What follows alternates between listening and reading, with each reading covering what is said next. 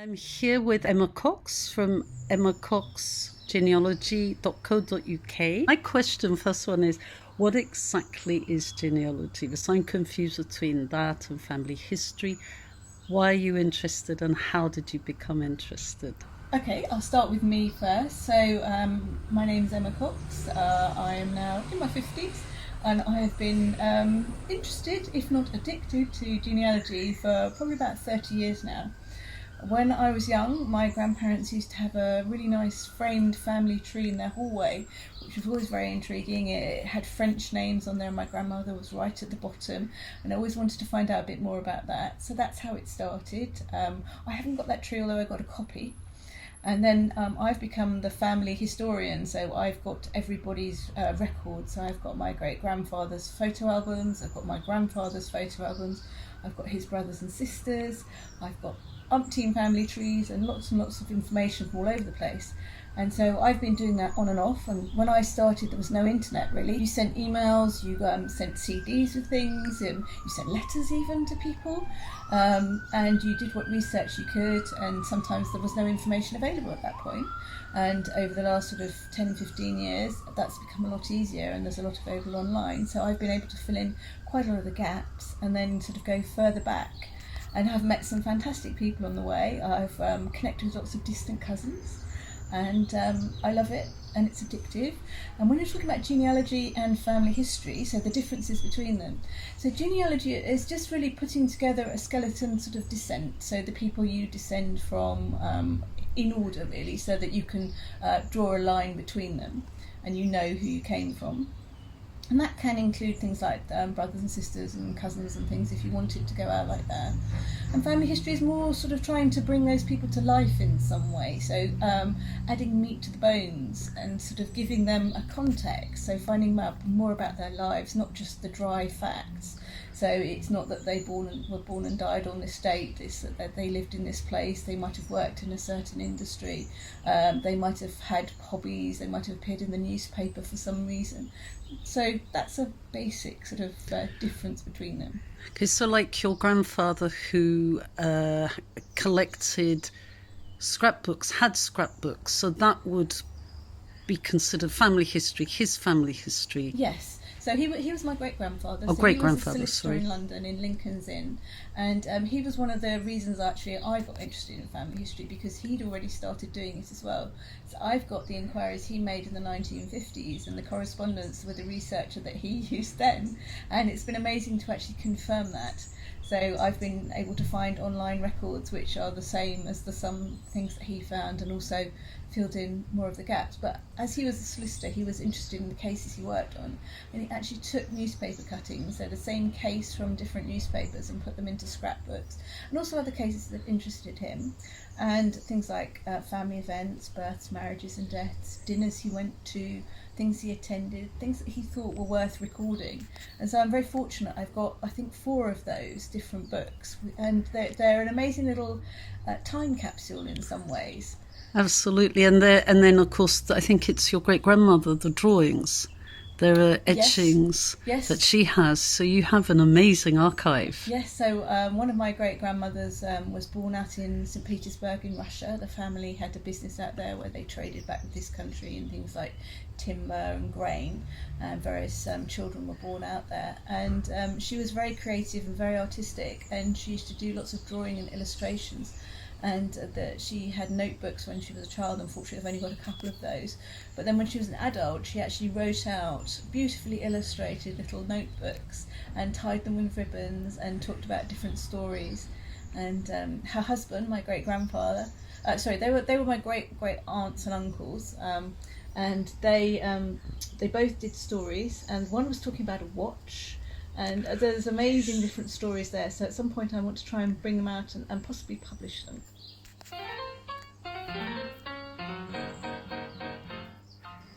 A client comes to you and all they have is a vague question. I want to know about my family.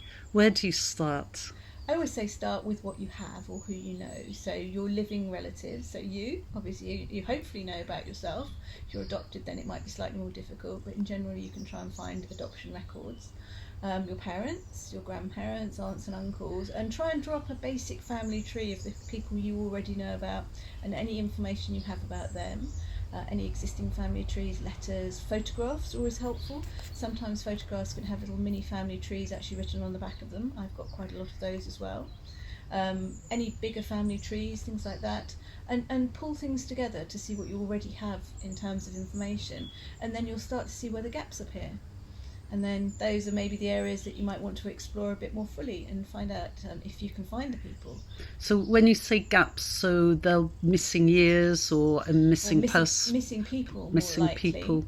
Or Okay. missing information about a person. So one of my great-grandfathers, I cannot find his death record. I know when he was born, I know when he was married, I know when his children were born, and I know he was alive at least to the age of his youngest son being about 2. And then after that, it's about 9 years to the next census, and his wife is a widow. And it's trying to find that missing information for a relatively common name. So actually that was one of my questions. What happens? I mean, why would there be that missing information? Someone's died, probably. And so if you're only recorded on the census, and those are the only 2 pieces of information that you can find out, if they're on one and they're not on the next one, then they may well have died. There is a site you can use called Free BMD, Free Births, Marriages and Deaths, and that's really good in terms of the information it contains. So you can put a search in there for a few years for people's names or combinations, and you may be lucky and find them. But his name was William Cox, and so trying to find it, and you're not 100% sure, and I've got one that I think could be right, but I'm not certain. Do you go with gut feeling sometimes and you think, I know that's the person I know? Gut feeling comes into it, and it's making educated guesses and then proving your theories. It's a bit scientific in a way. It's like you're going with a hypothesis and thinking, this is what I believe it to be true, and then you're finding the evidence to make it fit. Obviously not manipulating evidence, but finding the right people. So if you think, okay, well, this person was born in this year and you don't know much about their parents other than their names, you might guess that they were born 20, 25 years earlier. And if you think they might have been born in the same place, you put that in, and then with Ancestry it comes up with hints, and it might tell you that, here you go, here's this person. And so all of a sudden you've made a leap backwards. Or you might go and say, right, there's a brother and sister here, and you might find out the information that way. That's so exciting. But It's a puzzle, a labyrinth, isn't it? Yes. Okay. An addictive one as well when you start going. As you say, addictive. Talk about that a little bit. Well, it's really easy to, once you get going, it's very enthusiastic, and you find all this information. You do have to be careful, and you have to give things a sense check and look and see, well, does this actually make sense? She couldn't have been 7 when she married and had this person. I've got one with a great uncle I'm trying to find when he was born in Scotland. And I can't find his birth record. I can find him age 3 with his father and his father's sister, who's called Mary. He's George Simpson, and it's Alexander Simpson and Mary Simpson, and they're sitting in this house. And then on the next census, the father has married and has got other children, and his wife's name is Mary. And then on George's wedding certificate, he says that this woman is his mother, and she may well be his mother because she brought him up, but she's not his biological mother. So that's the difference. So you have to be really careful with the information you actually find. Yes, I noticed one particular person I've been looking at, researching, her name changes 3 times from Phyllis, Philly, Philadelphia. That is really common. People weren't so fixed on names. So people could have been born with one name, they could have been known by a nickname or a diminutive name or something completely different, or their second name. So my cousins are all their second names rather than their Christian names. So and spelling wasn't really fixed until the 1950s. So and people weren't literate. And if you're saying something, accents, so things would have sounded differently as well. Well, you spoke about filling in the gaps, the family history. So would you, for a client, let's say somebody you find out they're Huguenots, would you then look at the geopolitics, the social background, or would you leave that? It really depends on what Yeah. I've been asked to do. Okay. So sometimes people might just want a tree and they want to just fill in gaps and know the names of the people and sort of and then once I find the individual people, it's are they interesting? Is there something that stands Yes. out about them? Are they notable in some way? Is there more that can be discovered about them? Is there a particular industry that they worked in that they would like me to look at, which I can do? I don't tend to do so much on geopolitics. Right. I'm aware of things that might be happening at the time. So it's Yeah. like you think, if somebody died when there was a flu epidemic, for example, was that the cause of it? So Okay, yes. you are aware of things, but not researching them specifically unless necessary, really.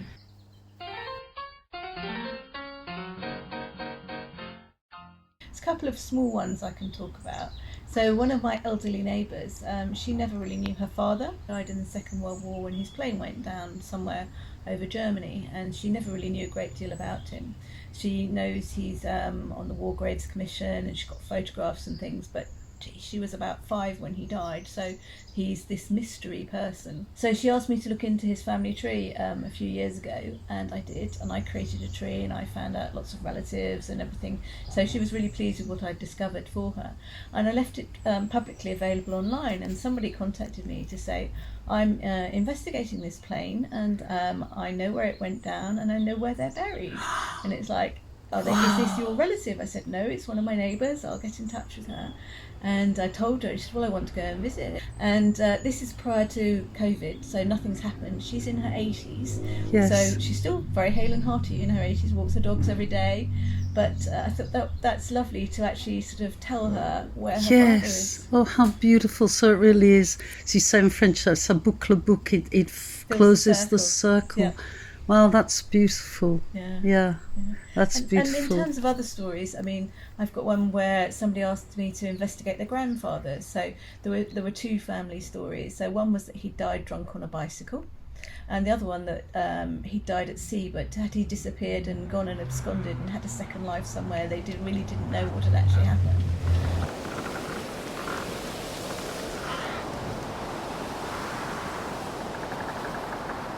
With the first one, I used the British Newspaper Archive because all sorts of things get reported in there. And so I found the story of this man who had died on his bicycle. He wasn't drunk, but I think it had been raining or something like that, and he slipped and went over the handlebars, hit his head, and unfortunately he died of his injuries a few days later. And it just shows us a grain of truth in a lot of the family rumours. Yes. They may not necessarily be quite what was anticipated, but generally there is something there.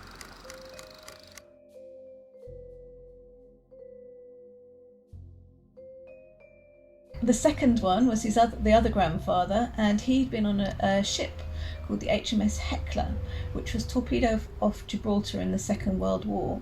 And the grandfather had been, I think he was a signalman, a senior man in the crew. And basically, I think over 200 people lost their lives, and he was one of the people that would have stayed on board. So a lot of people survived, but he didn't. So he went down with the ship, and people have done a website, there's a book, there's all sorts of information available out there. So no, he didn't disappear and have another life. Unfortunately, he was a very brave man and went down with his ship. When you hand this information over, what is the reaction? A lot of people are really happy to receive it, even if it's sad news in some way. I think sort of people go and sort of deal with that on their own time. So people are relieved to know what happened and that it's sometimes not as bad as they thought it was going to be, even if it is sad in some way. Yes.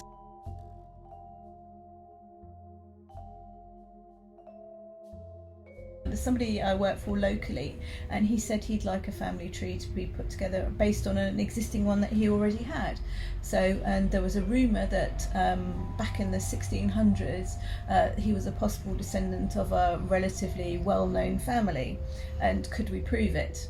So I created a tree for him and filled in lots of gaps, found extra people, did lots of extra research trying to find things, and went round in circles several times trying to find this 16th, 17th century proof. because when you get back that far, it doesn't exist. So records aren't as good as in later centuries and things like that. And sometimes you're fortunate, there might be family records that are there. But I went round and round in circles for quite a long time trying to think, well, it could be, but I'm not 100% sure. And I think it sort of gut instinct with some of it, and Yes. sort of weighing the facts and working out what you think would work. Bear in mind, in those days, people got married a lot earlier, so they could have been having children aged 13 and things like that, and sort of they could have married and someone died really quickly, and a lot of times, sort of people like women weren't recorded, literally weren't recorded. Why? In some instances, well, they weren't important. Unfortunately, in those days, it's like the male line was sort of what was there, and sometimes just the direct descendants were recorded, so you wouldn't have details of siblings, or you might just have a child was born and you wouldn't know anything more than that. And a lot of wives and things, it's like you might know the first name, but you might not know their surname.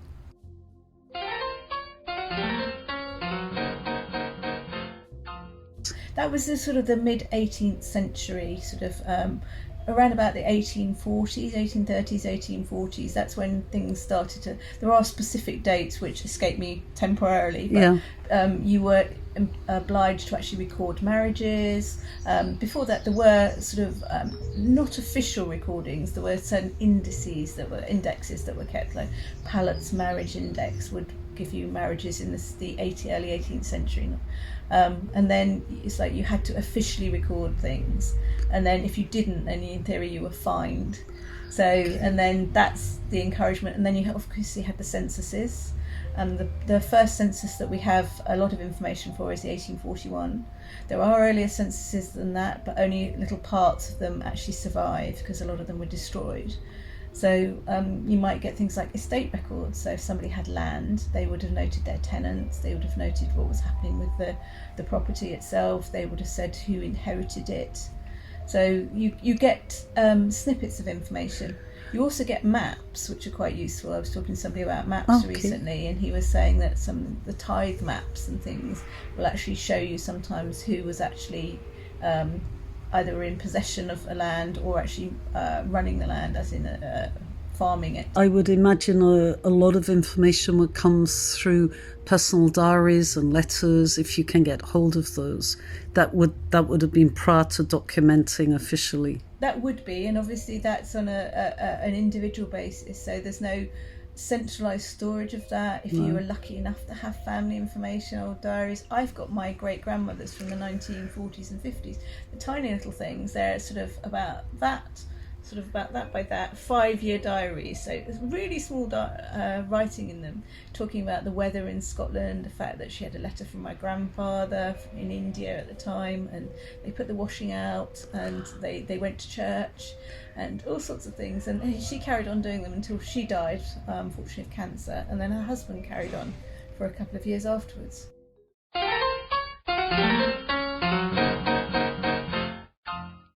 Have a break. Because a lot of times if you do some research, you then go on and do other research, it might give you a clue to what you were looking for previously, or you might find that something has been digitised, or you might make a connection with a distant cousin who can help fill in a gap. So just have a break. If you get frustrated with something, stop for a while, put it down, leave it for 6 months, a year, come back again, look at it with fresh eyes, look through the evidence you already have, because I've done that several times and looked at something, but you're always almost looking with tunnel vision sometimes. You're looking and expecting to see things, and sometimes you will miss something. It's quite common, and then you'll notice something which wasn't relevant when you first looked and is now. So yes, have a break is your best bet of doing that. Other than that, think about going sideways. So that can be really useful. So look for siblings and see if you can find out any information about them which might enable you to go further back, which might help fill out some of the gaps.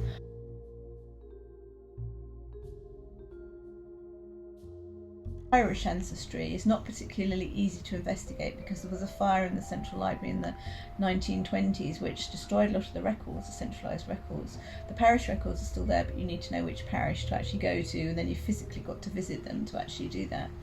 But I had when I started looking, I found an entry where somebody was a sponsor, which basically means a godparent, And I found that my great-grandfather and great-grandmother prior to their marriage were sponsors of this child in Dublin. And I thought, why would they be a sponsor? Why would you be a godparent? And I thought, well, it's possible that the mother was her sister. And so I guessed, so this is an educated guess here, and thought, right, okay, and then put her on the tree and found out more about the sister and left it there for a while. Someone then contacted me and said, I know all about this sister's husband and family and everything. And I said, that's fantastic. What about the other side? Oh yes, I've got that as well. And he sent me some hand-drawn family trees which go back quite a long way. And then we worked together, and I said, well, what about this one? I think this is this person. And it linked in with a few other mutual connections within the tree going back, and found other marriages. So exciting. It is really exciting.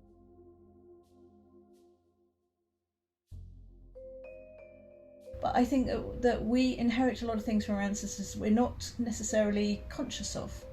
And they can be emotions in some way. So you can feel something that might not be yours, that you've inherited from somebody else due to their experiences, if they've been in the war. After all, if you're a woman, you are conceived in your grandmother's womb, because your mother is born fully formed with all of the eggs that she will ever have. So you are experiencing an element of your grandmother's life. And the DNA that you have can go back up to about 7 generations you can inherit from your ancestors. So That's it's fascinating. Definitely a topic for Yes, more investigation.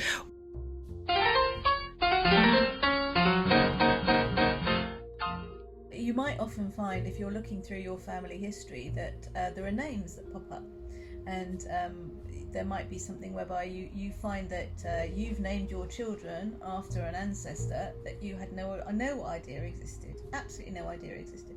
My niece and nephew are Harriet and William, and they're not names that are in the 3 generations prior to that. But you go beyond that, umpteen Harriet and Williams. Where did that come from? They're not fashionable names. No. And I like to think there's a little bit of family history coming down through the genes there, definitely. And some magic somewhere. Some magic, yeah. Yes, what you're actually inheriting there from your ancestors. So I have a podcast called Journeys into Genealogy. It's been going for about 18 months now. I really enjoy doing it. The reason I set it up was I wanted to actually expand my network, so to reach out to other people, but also to get something that other people could benefit from by doing that. So I try and choose people who have interesting stories to tell, get people to give a bit of advice on how they've actually found who they have, so if they've used particular websites, tools, methods of doing something. And alongside that, I talk to people who are experts in particular areas. I think I'm up to getting on for 50 episodes now. So they're published twice a month generally, and they're in a region of about 35 to 50 odd minutes. And it's a bit different. It's slightly eclectic. It could be a World War II tour, it could be military history, it could be looking after heirlooms, like it could be looking after photographs and books. I always like to make it interesting, and I think if you come away learning 1 or 2 things from it, that's everything, really.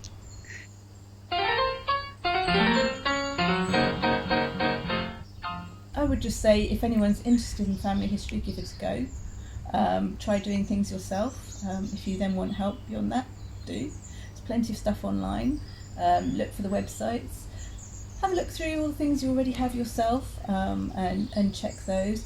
Talk to living relatives. That would be one of the things I would actually say is have those conversations with people.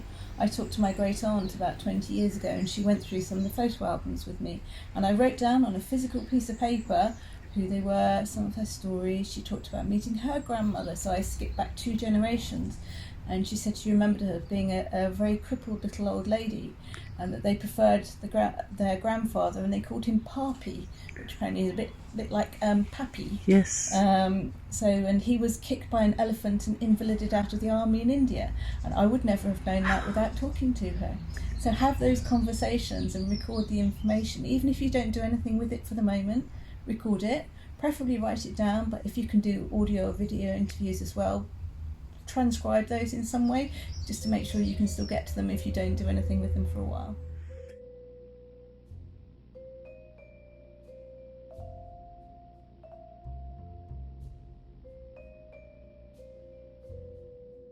Thank you. Pleasure.